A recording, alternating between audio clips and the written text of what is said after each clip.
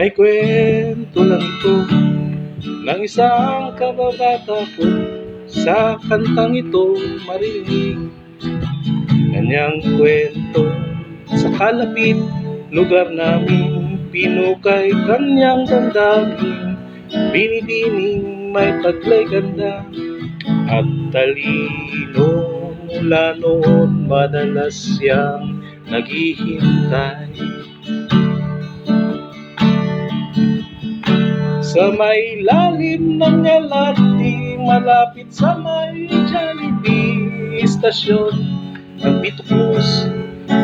Maasang magkukrus, makasakay, makasabay sa paglalakbay, hahatid sa bahay. May kwento rin niya, parang naging sila, masaya daw sila lalo na magkasama. Ngunit may kakaiba sa relasyon hawak nila, kakaibang pagmamahal, turingan sa isa't isa, walang pasubaling pagmamahal.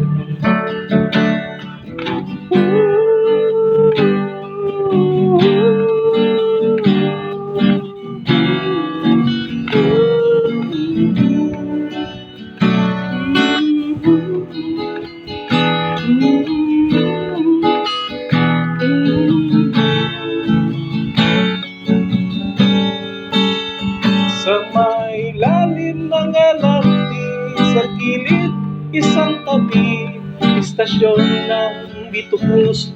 Umaasang mag-cross, makasakay, makasabay sa paglalakbay, ihahatid sa bahay. Sa may lalim ng LRT, sa gilid isang tabi, istasyon ng Vito Cruz. Umaasang mag-cruise, makasakay, makasabay sa paglalakbay, makapiling habang buhay. Panahong lumipas, muli kaming nagkita, na ikwento niya pala, hindi naging sila magkaibigan lang. Hindi sila tinadhana.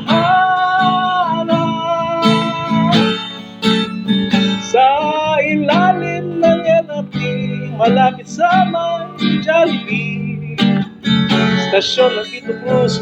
Umaasang mag-cross, makasakay, makasabay sa paglalakbay, makapiling habang buhay.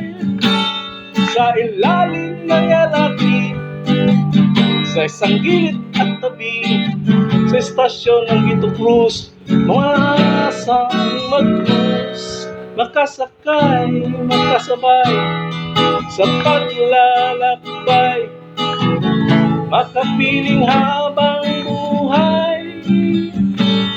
May lalim ng LRT, sa isang gilid, isang tabi, sa istasyon ng Vito Cruz. Hindi na magkukrus,